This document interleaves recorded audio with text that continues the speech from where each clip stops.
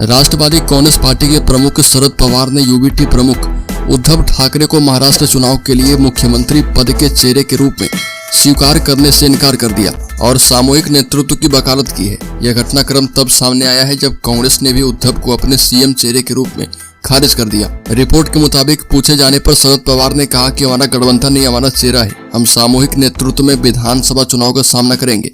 हाल ही में संजय राउत ने कहा था कि बिना मुख्यमंत्री चेहरे के चुनाव में जाना खतरनाक साबित हो सकता है। राउत ने कहा कि उद्धव ठाकरे ने मुख्यमंत्री के रूप में बहुत अच्छा काम किया था और एमबीए को लोकसभा चुनाव में उनके अंकित मूल्य पर ही गठबंधन को वोट मिले थे। रांकापा के प्रदेश अध्यक्ष जयंत पाटिल ने कहा कि एमबीए घटक दलों को महाराष्ट्र विधानसभा चुनाव से पहले मुख्यमंत्री पद के उम्मीदवार के नाम से दूर रहना चाहिए और इसके बजाय राज्य में सत्ता में वापसी पर ध्यान केंद्रित करना चाहिए। ये भी कहा कि किसी भी एमबीए सहयोगी को यानी एक तरफा उन सीटों की संख्या घोषित नहीं करनी चाहिए जिन पर वह चुनाव लड़ रहा है, क्योंकि आगामी चुनाव में जीतना ही एकमात्र मानदंड होगा।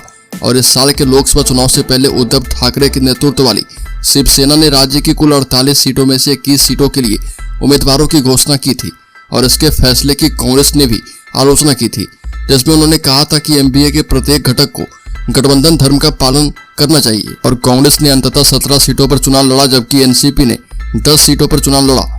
लोकसभा चुनाव नतीजों के बाद शरद पवार के नेतृत्व वाली पार्टी को बढ़त हासिल हुई, क्योंकि उसने जिन 10 सीटों पर चुनाव लड़ा था उनमें से 8 पर जीत हासिल की। कांग्रेस, जिसने 2019 के चुनाव में महाराष्ट्र में केवल 1 लोकसभा सीट जीती थी, उसने प्रभावशाली वापसी की और जिन 17 सीटों पर चुनाव लड़ा उनमें से 13 सीटें जीत ली।